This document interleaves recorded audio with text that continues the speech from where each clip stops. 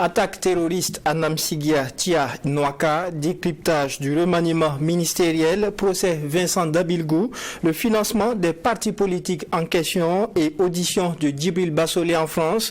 Voici annoncées les grandes lignes de votre émission La Tribune des Éditos, ce grand rendez-vous de votre télévision True TV pour décrypter, analyser et bien sûr parcourir l'actualité nationale et internationale à travers les commentaires et analyses des différents médias. Pour cette tribune, je suis accompagné par 4 professionnels des médias: Joachim Vokouma, directeur de publication du journal en ligne Kasseto.net, Boukari Oba, journaliste au journal d'investigation Le Reporter, Issa Sigire, journaliste aux éditions Le Pays, et enfin Daouda Kinda, journaliste au quotidien. Embuscade lundi à Namsigia, dans la région du Centre-Nord. 40 terroristes ont été neutralisés, mais malheureusement 34 FDS sont tombés. Toujours dans la même journée, une cinquantaine de terroristes neutralisés par des VDP dans le San Matenga et malheureusement 33 VDP tombés. Et mardi, embuscade à Tia dans la boucle du Moun, 30 terroristes neutralisés avec 8 militaires tombés. Joachim Vokouma, il s'agit là de violents combats qui ont occasionné un lourd bilan. Oui, on a vécu ces 72 heures des moments pénibles, horribles même, avec ces attaques et ces pertes de nos forces de défense et de sécurité, nos volontaires pour la défense de la patrie. C'est un bilan très lourd et nous pleurons toujours nos frères qui sont sur les différents théâtres d'opération. C'est une preuve de plus que nous traversons dans cette guerre qui nous est imposée depuis maintenant 2016.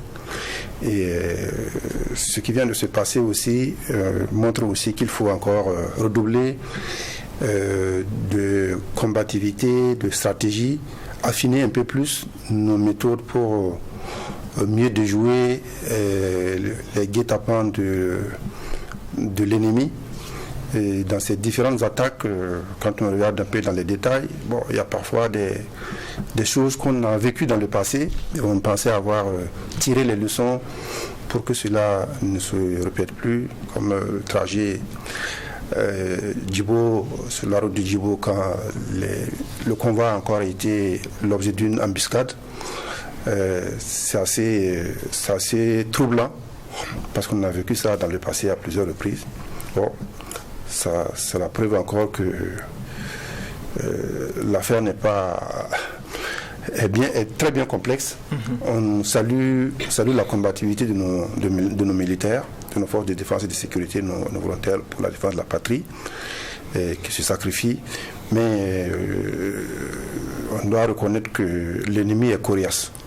L'ennemi est coriace et il faut qu'on se mobilise un peu plus, le renseignement soit encore plus développé, plus poussé, et qu'on arrive aussi dans nos rangs à extirper les complicités, parce qu'à l'évidence, il y en a. Ça a toujours existé d'ailleurs, mais dans ces différentes attaques, j'ai évoqué des cas précédents qu'on a connus, où manifestement on aurait dû tirer les leçons. S'il n'y a pas eu de complicité, il y a des choses qu'on ne peut pas revivre une deuxième fois, une troisième fois. Et ça, c'est l'élément le plus difficile à combattre, les complicités internes. Parce que quand vous avez avec des gens avec vous, des camarades, alors dans vos rangs, il y a des complices, ça complique un peu plus la tâche. Vous savez, tu as beau être armé, aguerri, quand on te surprend, il n'y a rien à faire. C'est-à-dire, tu ne peux rien faire. Quand on te surprend, tu ne peux pas faire usage de toute ta technicité et de tous les moyens. Et malheureusement, nos soldats sont tombés comme ça par surprise. Et, les trajets sont longs, difficiles à sécuriser, surtout le long du trajet. Mais dans ces différentes attaques, on se demande si tous ces convois ont bénéficié d'une couverture aérienne, notamment la dernière vers Namsigia, parce qu'il y a quand même des choses qui sont assez troublantes. On a eu des informations contradictoires.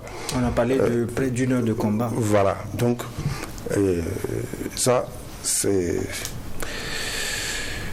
Bon, Il faut reconnaître que l'affaire est compliquée, il faut qu'on se soude un peu plus. Voilà. D'accord. Alors, Boukari Oba, l'axe n'est pourtant pas méconnu de nos FDS pour ce qui est de l'embuscade de Namsigia. Pourtant, on assiste à un bilan qui est très lourd. Ouais, plus de 30 morts, 34 exactement, 31 FDS et puis 3 VDP. C'était un lourd bilan. Dans les 72 heures, donc en gros, c'est 75 morts officiellement. Et donc, disons que nous sommes en deuil. C'est vrai que depuis un certain moment, on ne prend plus la peine de décréter des deuils de façon officielle, mais nous sommes en deuil. Nous avons passé un tabaski dans le deuil. Et malheureusement, le deuil se poursuit jusqu'à aujourd'hui avec le communiqué qui est sorti ce vendredi aussi et qui confirme donc de nouvelles attaques avec des bilans lourds.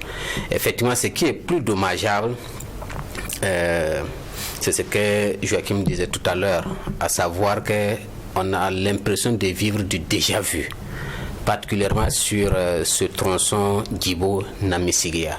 C'est très bien connu, surtout justement au niveau de Namisigia, qui est une localité perdue déjà.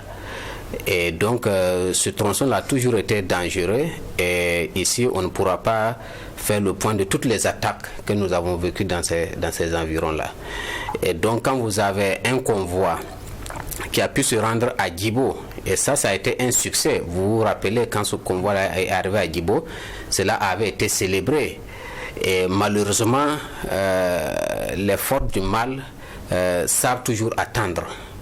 Et donc, l'aller a été un succès pour nous. Et donc, ils attendaient comme une sorte de revanche sur le chemin du retour.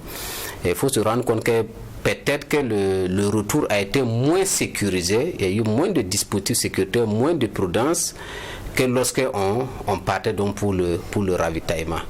La preuve est qu'effectivement, beaucoup de sources relèvent le fait qu'il n'y a pas eu de couverture aérienne. Or, on pense que depuis un certain moment, c'est quand même un élément important dans cette guerre contre le terrorisme, le fait que nous utilisons de plus en plus effectivement des moyens aériens, soit pour aller attaquer, soit pour sécuriser effectivement nos positions et nos déplacements. Comment comprendre qu'on puisse avoir ce convoi-là et que le convoi n'ait pas été sécurisé? Autre élément qui, de mon point de vue, dénote effectivement un manque de vigilance, le fait qu'on ne tire pas de leçons. Nous étions effectivement à la veille de la fête de Tabaski. Vous pouvez essayer de remarquer, généralement, les veilles de fête ont subi de telles attaques. On a vécu des Noëls effectivement endeuillés, des Ramadans Tabaski endeuillés. Donc à l'occasion des grandes fêtes, il y a toujours effectivement des risques d'attaque. Et donc il ne peut pas comprendre qu'effectivement, alors qu'on était à la veille pratiquement de la Tabaski, on puisse organiser ce convoi-là et qu'on n'ait pas la peine de dire, écoutez, au regard des leçons tirées effectivement dans le passé, on peut stationner le convoi. D'autant plus qu'on n'avait pas tous les moyens, notamment aériens, pour sécuriser. On pouvait juste effectivement stationner quelque part, ne serait-ce qu'une journée, 2 jours avant de poursuivre, quitte à attendre même peut-être jusqu'à ce qu'on puisse avoir effectivement une couverture aérienne. Mais toutes ces mesures-là n'ont pas été prises et malheureusement le drame est arrivé, c'est déplorable. Espérons que véritablement on va continuer à tirer des leçons. Je note aussi que nous avons eu des réactions, on va dire vigoureuses. Malheureusement, je crois que c'est pas ça le plus important, même si dans les communiqués on tente toujours à mettre l'accent sur ça. Quand on vous parle de 8 FDS tombés ici, on vous rappelle que nous en avons tué une trentaine. Quand on dit qu'il y a 30 de nos hommes qui sont tombés ici, on dit nous avons tué une cinquantaine. Je crois que cette façon aussi de présenter les choses, de mon point de vue, c'est pas ce que nous attendons en tant que population. Fallu, selon vous? Non, ce qu'il aurait fallu, c'est d'éviter que nos forces de défense et de sécurité ne tombent. Voilà. Même si un soldat burkinabé tombe et que vous en avez tué 100 terroristes, c'est pas ça l'impact véritablement. Parce que cette guerre-là ne va pas se gagner au nombre de terroristes tués. Si c'était ça, il y a longtemps, on avait gagné la guerre. Je crois que dans son dernier grand entretien avec la RTB et Canal 3, le président même l'a reconnu. Il semble dire qu'ils avaient minimisé le nombre de terroristes. et qu'au regard du nombre important de terroristes qu'ils ont déjà tués, ils sont plus importants que ce qu'ils avaient imaginé. Donc la solution, ce n'est pas le fait qu'on en tue une trentaine quand eux tuent 8, nous on tue 50 quand ils tuent une trentaine. Mais si on va dans ça, le terrorisme ne va jamais finir. Ce qui est plus important, c'est d'éviter justement que nos hommes tombent, au lieu de présenter effectivement parallèlement nombre de FDS tombés, nombre de terroristes tués, en pensant que c'est ça effectivement qui va montrer que nous gagnons la lutte contre le terrorisme. Absolument pas. D'accord. Alors Issa Sigiré, on parle d'un bilan quand même assez lourd au niveau de ces 3 localités, mais qui au fond n'entache pas la situation de nos FDS qui sont toujours engagés à remporter cette victoire contre l'idée terroriste. Alors il faut saluer leur bravoure, leur courage, et donner sa vie à son pays dans ces conditions-là, c'est pas toujours simple, c'est pas tout le monde qui peut le faire, et ils acceptent de le faire. C'est l'occasion de leur réitérer tous nos encouragements et les inviter encore à redoubler d'efforts. En 72 heures, si on perd plus de 75%, combattants, en tout cas officiellement, c'est difficile à supporter dans ces conditions-là, parce que ça vient au moment où on pensait qu'on avait dépassé un certain nombre de choses. Mais si on revient à ce nombre de nos combattants tués, les choses peuvent paraître beaucoup plus difficiles. Mais c'est ça aussi la guerre. On peut de temps en temps fléchir, de temps en temps tomber, mais le plus important, c'est de se relever rapidement, tirer le leçon de ce qui s'est passé et aller de l'avant. Alors maintenant, c'est ce que ça montre également, c'est que l'étau reste serré autour de Djibo. Malgré tout ce qu'on dit, on ne peut plus aller à Djibo comme on veut. Même les FDS encore, c'est beaucoup plus compliqué. Et voilà la preuve qu'une trentaine de personnes sont tombées sur cette route-là. Donc c'est la preuve que les Burkinabés doivent s'unir davantage, parce que étant désunis, on ne pourra pas réussir. Monsieur Vokouma le disait tout à l'heure, à l'évidence, il y a eu certainement des complices ailleurs à l'intérieur pour donner peut-être des informations sur la position de nos FDS, et certainement c'est ce qui a pu aider les groupes armés à commettre ces forfaitures-là. Donc c'est d'être extrêmement vigilant et de redoubler d'efforts pour que plus jamais on enregistre autant de nos combattants tombés. Alors au VDP également, ça peut arriver, eux qui ne sont pas formés au même niveau que les militaires, mais qui sont légèrement au-dessus des civils, parce que eux ils se sont engagés aux côtés des FDS au moment où le pays traverse une situation difficile. Donc quand on enregistre autant de VDP tués dans ces conditions-là, ça peut décourager les uns et les autres. Mais ce n'est pas le moment de reculer, c'est plutôt les personnes tombées là doivent donner du courage également, soit aux FDS ou encore aux autres VDP, pour aller de l'avant, pour venger ces personnes tombées là. D'accord. Alors Daouda Kinda, Issa Sigiré a parlé de courage. Malgré la montée en puissance indubitable de nos forces de défense et de sécurité, l'ennemi semble ne pas s'avouer vaincu aussi facilement. Oui, nous sommes en guerre, nous allons perdre des batailles, mais le plus important c'est de gagner la guerre. Vous savez que l'axe Namsigia-Djibo, c'est un axe que tout le monde savait qui est très dangereux. Personne ne pouvait s'aventurer là-bas. Les FDS également, c'est des convois. Vous vous rappelez que c'était en 2022, il y a eu une attaque comme ça, d'envergure pareille, qui avait même justifié le coup d'État contre Damiba, si je ne me trompe pas. Je crois que c'était sur... Vous parlez de l'attaque de Gaskindé. Gaskindé, c'est dans la même zone, je crois. C'est dans la même zone. Et on avait enregistré des dégâts élevés aussi, des pertes en vies humaines. C'est la même chose qui s'est répétée. Donc, comme je le disais, c'est une série noire. Et le plus important, ce sont les leçons que nous devons tirer et faire en sorte que ce genre de situation-là ne se reproduise pas. Et des informations que nous avons, il paraîtrait qu'il y avait près d'un millier de combattants et qui attendaient avec un arsenal pas possible, nos militaires qui malheureusement ont été surpris. Et dans toute guerre, quand vous êtes surpris, une guerre asymétrique d'ailleurs, quand vous êtes surpris, c'est difficile pour vous de faire face à l'ennemi. Mais je posais la question à Boukari Oba, l'axe n'est pourtant pas méconnu de nos FDS, le convoi a pu passer, il fallait quand même faire un certain nombre de préparations pour le retour du convoi. Il y a eu quand même des ratés, il y a eu aussi des ratés, puisque s'il n'y a pas de couverture aérienne, c'est sûr qu'on ne voit pas, on n'a pas une large vue sur tout ce qui se passe tout autour. Quand vous êtes laissé à vous-même, vous êtes obligé de faire des petits stationnements, marcher des marches pédestres sur quelques mètres, vérifier voir si c'est sécurisé. Mais quand vous avez une couverture aérienne et des éléments motorisés, vous savez que ces éléments, cette couverture aérienne là vous permet quand même de voir à une certaine distance et voici des gens, l'ennemi va vous tendre une embuscade, mais s'il n'y a pas ça, vous êtes livré à vous-même. Ce sont des erreurs, c'est des ratés, et je crois que beaucoup avaient décrié cette situation-là. Un convoi d'une longueur, je ne sais pas moi, mais un long convoi quand même mérite une couverture aérienne, surtout sur cet axe Djibo-là. D'accord. Alors, Boukari Oba, pourtant, avec l'armée burkinabé, depuis l'arrivée au pouvoir du capitaine, on n'entendait plus parler de ces embuscades. On pensait qu'on en avait fini avec les embuscades, mais ça nous rappelle encore que ce genre d'attaque, ça peut arriver. Si, ça peut arriver, ce n'est jamais fini. Je crois que souvent, nous allons trop vite en besogne, en disant que les terroristes n'attaquent plus parce qu'on les a réduits à leur plus simple expression. Parce qu'ils sont acculés.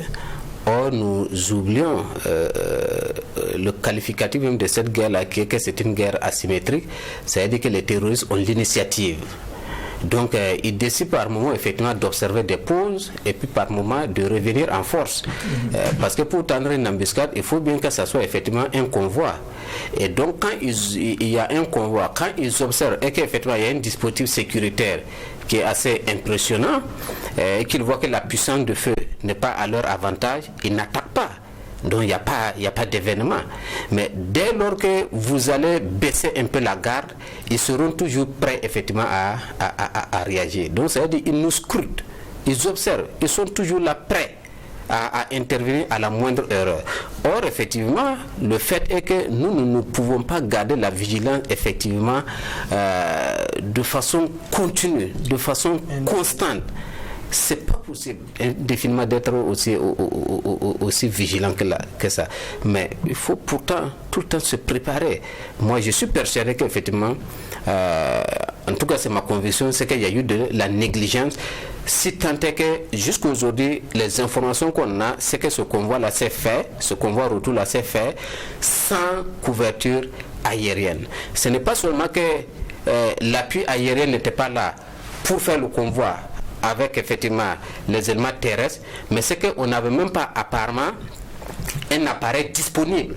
Parce que si un élément était disponible pour une attaque qui a duré au moins 1 heure de temps, on aurait pu effectivement faire décoller, n'est-ce pas, un hélico de la base aérienne, un drone pour aller apporter un appui. Or, il n'y a pas eu d'appui. Donc, c'est-à-dire nous n'étions pas préparés à cela. On se demande aussi qui sont ceux qui prennent l'initiative du départ d'un convoi. Est-ce qu'effectivement l'ordre a été donné depuis les plus hautes autorités à partir de Ouagadougou pour que le convoi prenne la route, ou bien le chef du convoi, le chef de mission peut décider de lui-même, on avance ou bien on attend. Voilà. Moi, je me dis que si effectivement les plus hautes autorités étaient au courant de ce convoi-là et qu'on a laissé le convoi progresser comme tel, parce que moi, je dis, il y a 2 facteurs véritablement importants. L'approche de la fête de Tabaski, je vous le dis, il faut l'observer à l'approche des fêtes. Il peut ne pas avoir d'incident. S'il n'y a pas eu d'incident, c'est que les terroristes n'ont pas eu l'opportunité. Chaque fois qu'ils auront l'opportunité, ils vont endeuiller nos fêtes nationales, nos événements importants. Donc nous étions à l'approche d'une fête. Et la deuxième chose, c'est qu'on n'avait pas effectivement une suffisance de sécurisation. En parlant notamment des moyens aériens. Donc toutes ces raisons-là font qu'il n'y avait pas lieu de mon point de vue effectivement de faire mouvement. Encore que c'est un convoi retour. Je ne sais pas si pour un convoi retour, c'est aussi urgent que ça. D'autant plus que les convois qui partent pour livrer, généralement font plusieurs mois sur le trajet. Il y a des moments où on oublie, à Congo aussi, des convois sont venus dormir des mois durant avant de pouvoir poursuivre. Donc pourquoi pour un convoi retour, on doit être aussi pressé que ça sans avoir la certitude effectivement d'arriver à destination. Donc à un certain moment, effectivement, même si on ne voyait pas ce genre d'attaque, ça ne veut pas dire que c'est fini. Aujourd'hui, ils attaquent par embuscade, ils attaquent par des mines, pas de surprise. Tout est-il que les incidents terroristes, d'une manière générale, n'ont pas du tout diminué. D'accord. Et la veille de cette embuscade, le secrétaire général du gouvernement a été vu sur les antennes de la télévision nationale. 4 ministres ont été débarqués du gouvernement. Issa Sigiré, est-ce une surprise pour vous? C'est comme on le disait, et c'est un gouvernement qui est arrivé au pouvoir dans un contexte bien donné, un contexte difficile. Et c'est pas étonné que de temps en temps on procède à des réaménagements ou encore à des changements pour pouvoir redémarrer la machine. On souhaite bon vent à ceux qui viennent d'arriver, que leur dynamisme ou encore leur arrivée apporte beaucoup de bonnes choses au gouvernement pour aller de l'avant, parce que les Burkinabés ont beaucoup souffert et tout ce qu'on cherche aujourd'hui, c'est d'abord la paix et ensuite les autres questions secondaires. En tout cas, on n'est pas étonné, et d'ailleurs ce n'est pas étonné que d'autres changements encore viennent tant que cette situation va perdurer. Bon, on attend de voir ce que les nouveaux entrants vont apporter comme du neuf dans ce gouvernement-là pour aller vite et bien. Comme le dit le président de la transition lui-même, tout est urgent. D'accord. Alors, Joachim Vokuma, le départ du colonel Boukari Zoungrana, ça a suscité beaucoup d'étonnement et de réactions. Qu'est-ce qui n'a finalement pas marché pour ce premier responsable qui était à la tête du MATD et de la sécurité? Bon, j'avoue que moi, j'ai été surpris par le remaniement ministériel. Je ne m'attendais pas, j'ai eu un bip sur mon téléphone, je regarde, je vois le remaniement ministériel, je n'ai pas vu venir. En tout cas, je n'ai pas vu d'éléments, de signes avant-coureurs comme ça qui laissaient penser qu'un remaniement pouvait intervenir. Bon, ça c'est une cuisine interne.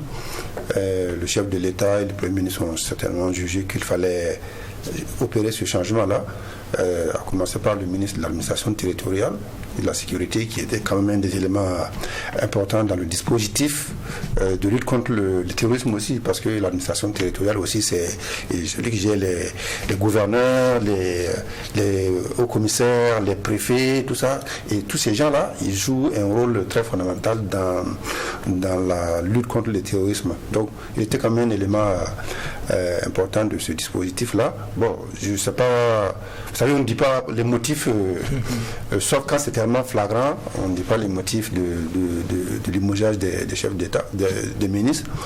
Bon, je ne sais pas ce qu'on lui reproche, si tant qu'on lui reproche quelque chose, mais à mon avis, il va certainement trouver une chute quelque part, parce que c'est vu la qualité de l'homme et sa proximité avec le NPSL, le chef de l'État, ça m'étonnerait qu'il reste au chômage. Bon, il peut retourner dans l'armée, mais je pense qu'il va encore trouver autre chose à faire dans ce dispositif-là. Qu'il ait besoin de changer, bon, c'est peut-être, par exemple, au niveau de la justice, qui est aussi un élément dans la lutte contre le terrorisme,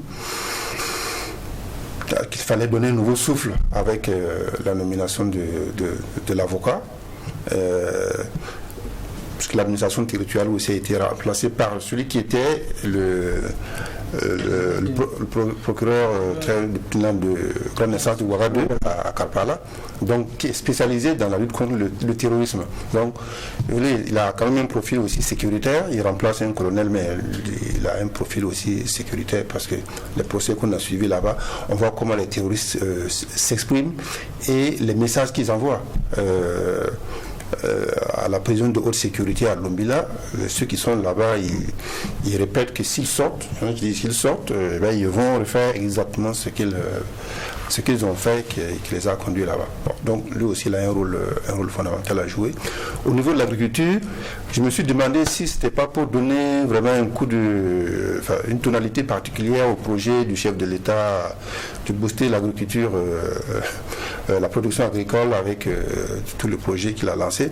Je me suis dit peut-être que c'est pour ça qu'il a mis un militaire, un gendarme, un officier de gendarmerie, voilà, un officier de gendarmerie, et qui va lancer des opérations, on va dire commando, comme on disait sous la Révolution. Voilà, on spécule, hein, c'est hypothèse, puisqu'on n'explique pas pourquoi ils ont été changés. Bon, comme l'a dit Issa, l'essentiel c'est que les résultats suivent.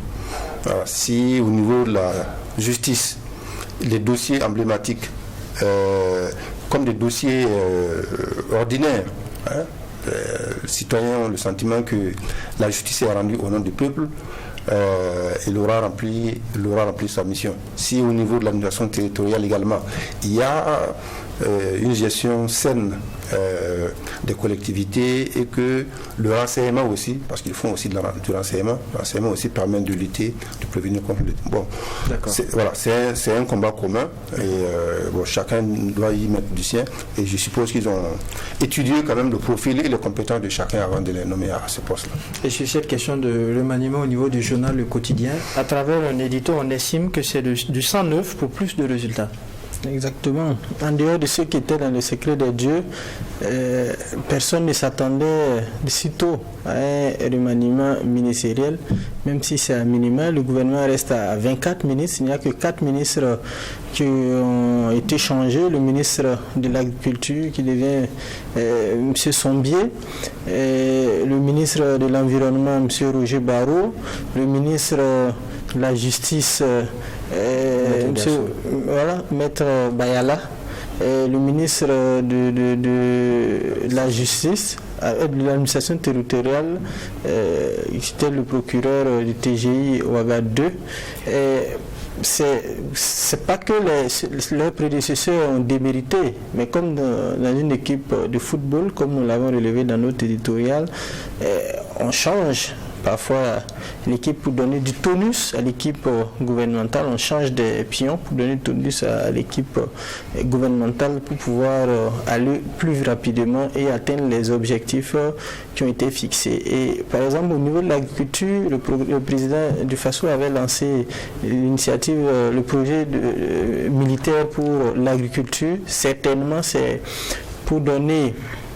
je n'ai pas dit toute la rigueur militaire à la chose, mais pour donner plus de vigueur à ce projet-là, permettre au Burkina Faso d'atteindre l'autosuffisance alimentaire, la sécurité alimentaire, que peut-être qu'on a mis le militaire de la gendarmerie à ce poste-là. Et au niveau de l'environnement, c'est un pur environnementaliste. Vous savez que son prédécesseur, docteur Augustin Kaboré, lui, il était un agent des eaux et forêts, mais celui qui l'a remplacé, c'est un pur environnementaliste. Vous savez qu'au ministère de l'Environnement, il y a 2 corps de métier. Il y a le corps paramilitaire des eaux et forêts et il y a le corps pur des environnementalistes. Et depuis quelques années, ces 2 corps-là, je pense qu'il y avait des bisbilles. La cohabitation n'était pas ça. Voilà, la cohabitation était vraiment très difficile et les environnementalistes disaient toujours que c'était toujours dominé par le corps des eaux et forêts et le climat à ce niveau-là était un peu délétère. Est-ce que c'est pour décrisper cette tension-là qui était en sourdine là qu'on a nommé un pur environnementaliste au ministère de l'Environnement? Je ne saurais quoi dire. Toujours est-il que les environnementalistes attendent beaucoup de ce nouveau ministre-là et espérons que toutes les bisbilles qui existaient à ce niveau-là au ministère de l'Environnement vont cesser. Au niveau du ministère de la Justice, je ne sais pas, c'est le ministère qui se charge des libertés publiques aussi. Même les élections, je pense que c'est rattaché à ce ministère-là. Est-ce que le gouvernement veut jouer la carte de la neutralité en prélude des élections à venir Parce que si c'est un militaire ou un gendarme qui est à ce poste-là, est-ce qu'on ne va pas dire que oui, le gouvernement est un parti pris parce que ce sont les militaires qui sont au pouvoir, donc est-ce que le gouvernement veut jouer la carte de la neutralité? Ça aussi, on va découvrir ça également. On va le découvrir. Voilà, donc c'est pour donner plus de vigueur à ce gouvernement-là, certainement que ce remaniement a été effectué. Il faut rappeler que ça fait le 3e remaniement, voilà, depuis octobre 2022, parce que juste après la formation du gouvernement, il y a 2 ministres qui avaient été récusés, donc qui n'avaient même pas pu être installés. Après cela, il y avait le ministre des Sports qu'on avait changé et installé en même temps des ministres délégués, dont le ministre délégué aux ressources animales et d'autres ministres délégués. Et ça fait le 3e remaniement. Donc, dans notre contexte marqué par la lutte contre l'insécurité, on espère que ce nouveau gouvernement-là va permettre au peuple burkinabé de continuer à avoir espoir et d'avoir satisfaction de leurs autorités. D'ailleurs. Et Boukari Oba, un magistrat au Matede, un avocat à la justice, un officier de gendarmerie au niveau de l'agriculture, qu'est-ce que vous en pensez? Écoutez, je ne sais pas exactement quel commentaire faire sur ce remaniement, parce que pour rejoindre Vokuma, je n'ai pas vu venir, et au moment où ça arrive, quand je regarde, je n'arrive pas à l'expliquer, parce que dans un gouvernement, effectivement, on change très souvent, et quand vous regardez, vous allez dire, ah oui, effectivement, il y avait un problème à ce niveau. Qui peut me dire qu'il y avait un problème à l'administration territoriale par rapport à celui qui était là-bas? À la justice, vous avez vu quel problème majeur pour dire que Madame Nebier avait un souci particulier. Au niveau encore à l'agriculture, c'est vrai que nous-mêmes au reporter, dans notre dernier numéro, nous parlons d'une affaire de marché concernant les intrants agricoles, mais ça n'a pas été une affaire publique de mon point de vue. Je ne sais pas si ça peut. Ce ne serait peut-être pas ça la cause également. Non, je ne pense pas. Donc c'est pour dire qu'en gros, il n'y avait pas d'éléments palpables qui pouvaient laisser penser que c'est ceux-là qui allaient partir. Bon, dans le gouvernement de Roch-Marc Christian Kabore, très souvent les changements n'épargnent pas ceux qui gèrent surtout la sécurité. Mais là, vous voyez qu'au niveau des sécuritaires, on vient de faire le bilan, on dit que ça ne va pas. En tout cas, on ne fait pas moins de morts, mais le ministre de la Défense n'est pas inquiété. Donc ceux qui partent, à vrai dire, seul celui qui a l'initiative du remaniement, donc à savoir le chef de l'État, sait exactement pourquoi il les a fait partir. Sinon, pour moi, pour le citoyen d'une manière générale, on n'en voit pas les raisons. Donc ça fait que ceux qui arrivent aussi, pour moi c'est difficile de trouver véritablement les arguments de leur arrivée. En parlant au niveau de la justice, on fait venir un acteur, on va dire quoi, de la profession libérale, à la limite un auxiliaire de justice, parce que Maître Edasso était avocat. Mais il faut aussi souligner que Maître Edasso est un homme politique, c'est un politicien qui vient un peu contrarier d'une certaine manière les annonces du président Ibé, qui était qu'il ne veut pas d'hommes politiques. Jusque-là, il s'était refusé à prendre des hommes politiques. Et Dasso a quand même été membre du MPP. Il a été membre de l'UNIR-PS où il a battu campagne, il a été élu député et il siégeait à l'Assemblée nationale jusqu'au coup d'État du 24 janvier 2022. C'est plus tard qu'il quitte le MPP, mais après avoir eu ce parcours-là, on reste toujours un homme politique, un politicien. Donc il vient aujourd'hui au gouvernement, quelque part c'est l'entrée d'un homme politique au gouvernement. Celui qu'on vient de nommer à l'agriculture, vous dites que c'était un officier de gendarmerie, je ne pense pas, ça reste à voir.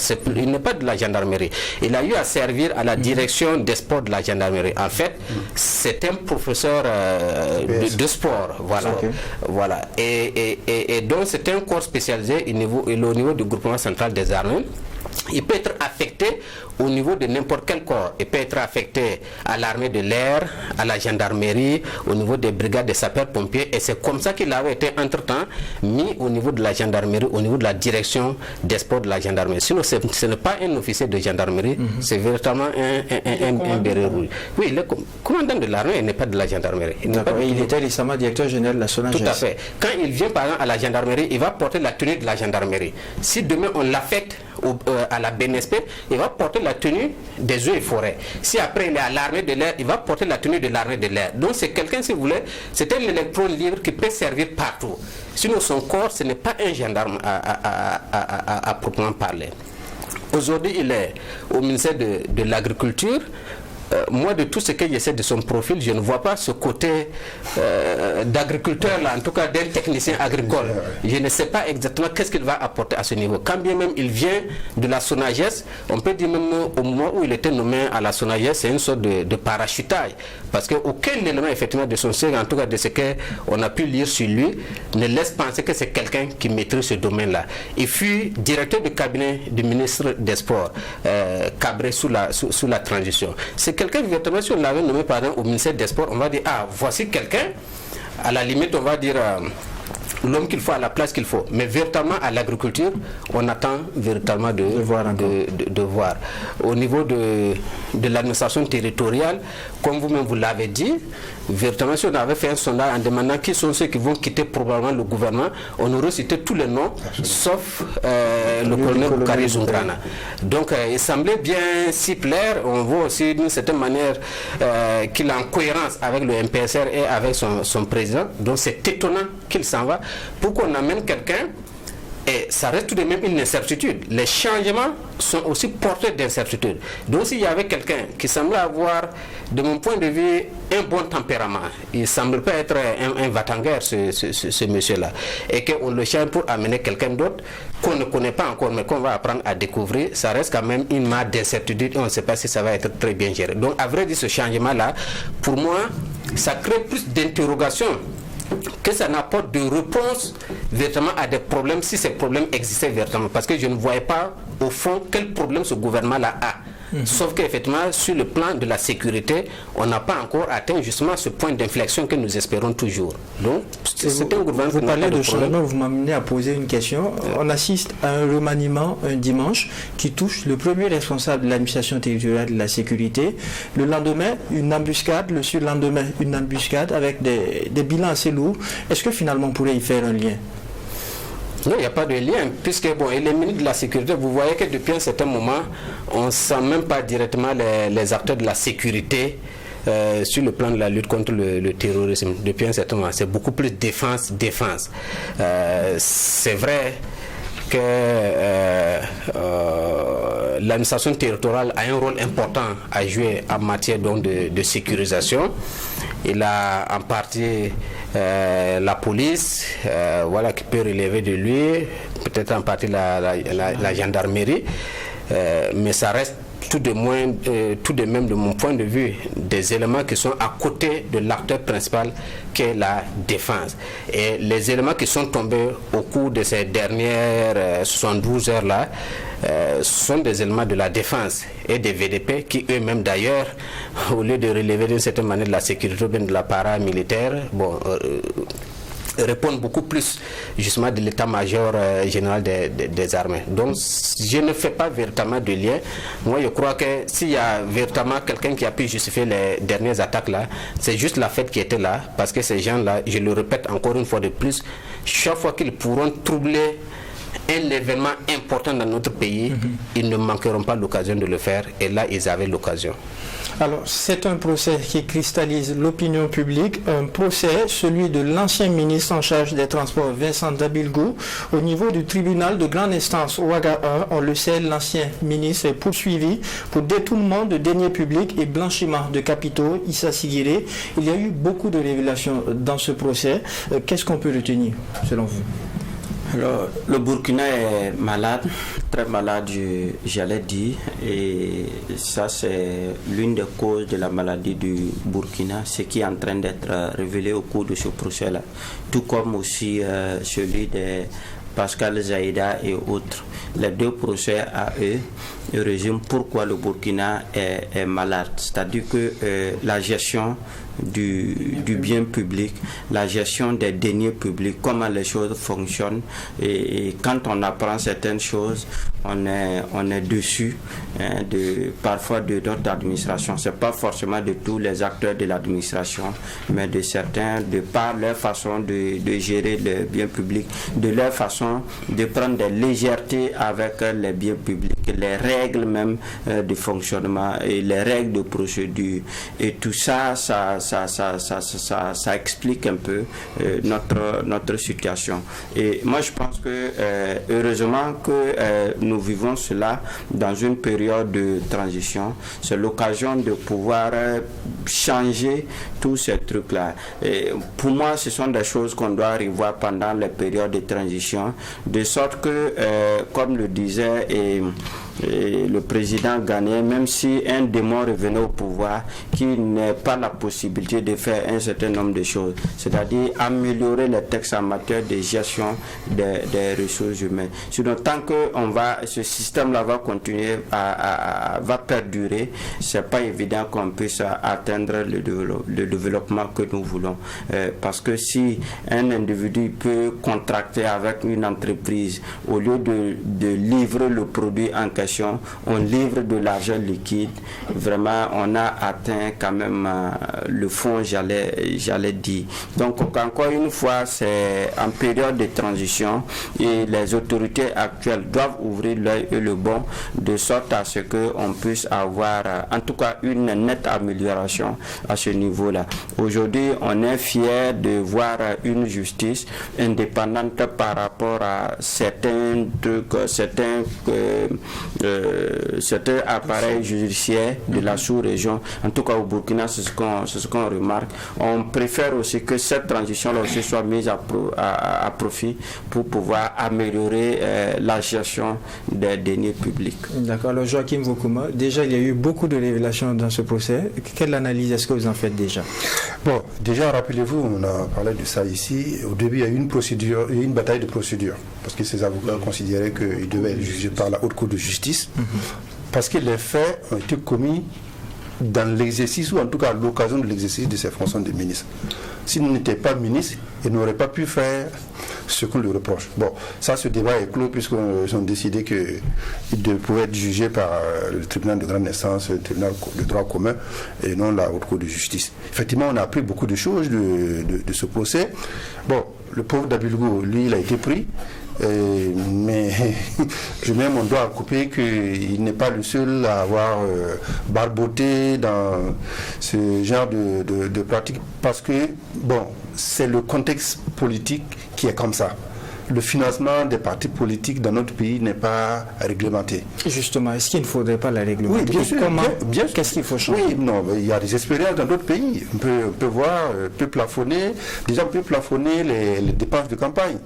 Et puis, on peut limiter les contributions des entreprises privées aux dépenses de campagne. Il faut que ça soit déclaré, tout. Ça, c'est bon, ailleurs, ça a été expérimenté, ça a apporté un peu plus de transparence et limiter la pagaille dans le financement des partis politiques. Vous voyez, Sarkozy, il a été condamné récemment, mais il y a une autre procédure qui l'incrimine parce qu'il avait dépassé le plafond de campagne présidentielle de 2007. Donc cette procédure est encore en cours et il pourrait encore être condamné. Donc ça, c'est ce nettoyage-là qu'il faut faire pour amener plus de sécurité, en tout cas de transparence, parce qu'actuellement, que font... Vous voyez, on a fait venir Bonkongu, Mamadou Bonkongu, Apollinaire Compaoré pour témoigner. Ils ont dit que non, ils n'ont rien donné, ils ne donnent jamais aux hommes politiques, c'est pas possible, tout ça. Bon, voilà. Vous n'y croyez pas? Non, Apollinaire Compaoré, lui, il dit qu'il a peut-être donné 2 millions, mais c'était pas pour la campagne, c'était un don, quelque chose comme ça. Voilà, bon, oui. Évidemment, personne ne viendra dire qu'il a donné de l'argent pour la campagne politique. Mais on sait que c'est comme ça. Et quand on regarde pendant la présidentielle, c'est les candidats qui sont susceptibles de gagner, qui ont la faveur des opérateurs économiques, c'est un placement, c'est un investissement. Avec retour sur investissement, si éventuellement le candidat qu'on a soutenu gagne. Donc, les petits candidats qui sont là pour amener des idées, personne ne les écoute. Tout le monde voit bien que... Regardez les résultats des dernières élections. Ceux qui ont le plus dépensé, ce sont ceux qui ont eu le plus de députés. Regardez, c'est flagrant. Et Dabilgou, qui a mis beaucoup de moyens, le paquet, surtout dans sa région là-bas, à l'Est, et a obtenu 13 députés. A raflé. Oui, il est devenu la troisième force politique du pays. C'est pas seulement son charisme qui lui a apporté tous ces résultats-là. Bon, on découvre aujourd'hui, mais je dis, il n'est pas le seul à avoir eu recours à cette pratique-là. Il n'est pas le seul. Bon, lui, il a été pris, il va payer pour les autres. Mais ça montre quand même qu'il faut qu'on travaille à salir un peu le financement de la vie politique pour que l'argent ne prenne pas trop le dessus sur les idées. Vous voyez, Laurent Gbagbo se plaint tout le temps que son parti, c'est le parti des idées. Son successeur aussi le répète comme Sango. Mais bon, au résultat, ils ne sont pas payés. Parce que malheureusement, les critères sont ailleurs. Ok. Alors, ce qu'il faut dire, en 2020, je crois, 2015-2020, les dépenses de campagne étaient plafonnées. On avait même interdit les gadgets publicitaires. Mais les politiciens ont trouvé d'autres astuces pour pouvoir remplacer les gadgets. Voilà. Donc moi je suis de ceux qui pensent qu'il faut plutôt réglementer la gestion de la chose publique. Le problème pour nous, en tout cas pour l'instant dans les pays africains comme nous autres, c'est plutôt puiser les caisses de l'État pour pouvoir financer les campagnes. C'est ça qui pose parfois problème. Et ici, quoi qu'on dise, on a l'impression qu'on a plutôt puisé dans les caisses de l'État. Pour vous, voilà. Les dons du privé pour les campagnes, oui, c'est pas une priorité? Les dons de privé, bon, on peut être regardant parce que le privé, quand il donne quelque chose, il attend forcément un retour sur investissement. Il faut regarder à ce niveau-là. Mais là où il faut regarder beaucoup, je pense que c'est au niveau des caisses de l'État, de sorte que quelqu'un ne puisse pas avoir cette facilité-là de sortir de l'argent des caisses de l'État pour pouvoir financer sa campagne. D'accord. Alors, Boukari Oba, derrière ce procès, la leçon qu'on semble retenir, c'est la question des financements des partis politiques. Comment est-ce qu'on arrive à assainir le milieu selon vous? D'abord, la première des choses que je vais dire avant d'en venir à l'assainissement du fonctionnement des partis politiques, c'est que ce procès-là, c'est le procès du régime de Roch-Marc Christian Kaboré par procuration. Parce que c'est vraiment surprenant qu'on puisse prendre un ministre comme ça, et véritablement, ce n'était qu'un ministre, on va dire quoi, par alliance. Puisque le véritable parti qui avait la gestion du pouvoir, c'est le MPP, et les autres ne sont venus que par alliance, dont notamment le NTD. Quand bien même on connaît l'histoire du NTD, c'est ce que vous parlez tout de suite. Ça aussi, c'est une vraie leçon. À l'époque, quand le NTD raflait effectivement des sièges des députés, qu'on disait, ah, ils viennent et battent déjà des vieux partis, j'étais de ceux qui disaient, mais attention, ce n'est rien d'autre qu'un appendice donc, du MPP. Tout le monde voyait en fait la supercherie qui était là. Aujourd'hui, c'est à visage découvert qu'on se rend compte effectivement comment ce parti-là fonctionnait, puisque Clément Sawargo même dit à la barre que lui l'a remis combien de millions? 80 millions. 80 millions, s'il vous plaît. Donc, oui, à ce parti-là. Et ça, on ne pousse pas loin pour regarder ces 80 millions de qui, ça vient d'où, comment cela se passe, puisque vous parlez d'assainissement. Ça, c'est des éléments concrets qu'on puisse savoir exactement, parce que si on peut donner 80 millions rien qu'à ce parti-là, on a donné combien aux autres candidats, aux autres poids lourds du parti du MPP même pour pouvoir mener donc la campagne. Cela est important. Donc on a l'impression qu'on est en train de faire le procès du régime de Roch-Marc Christian Kaboré, mais véritablement par le petit bout, donc par une sorte de procuration, parce qu'à vrai dire, si on doit regarder sérieusement les dossiers, je me demande bien combien de ministres dans ces gouvernements successifs de Roch-Marc Christian Kaboré l'avont échappé. Aujourd'hui, on a la chance quand même de tenir un ministre, parce que lui, il y a eu des révélations chez lui. Sur lui, c'est bien fait, ça nous permet de voir tous comment est-ce que les régimes fonctionnent, et je crois que ça doit surtout instruire nos institutions de contrôle, comme l'ASE, qui régulièrement nous produit des rapports d'audit et dit on a audité la gestion de tel ministre, mais c'est propre. Effectivement, tous ces ministres-là, l'ASE a fait les rapports d'audit. Les rapports d'audit avaient sorti quoi? Pas grand-chose. Donc ils ont été d'une certaine manière blanchis. Il a fallu que d'autres dénonciations viennent pour qu'on puisse avoir ces cas-là. Donc c'est pour dire que la gestion, elle est toujours problématique. Maintenant, concernant les partis politiques, j'ai rejoint un peu Sigiré. Le plus gros mal, c'est quand ils utilisent l'argent public. Maintenant, les opérateurs qui financent, parce que normalement, c'est le problème de transparence. Ce n'est pas le fait de prendre l'argent de Bonkongo qui est le problème.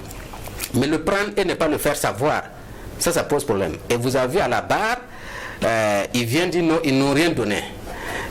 Ceux qui sont à la barre aussi n'insistent pas, ne veulent pas véritablement les incriminer. Parce qu'aucun homme politique, effectivement, n'est assez fou pour venir à la barre dire que tel opérateur économique m'a donné tant de francs.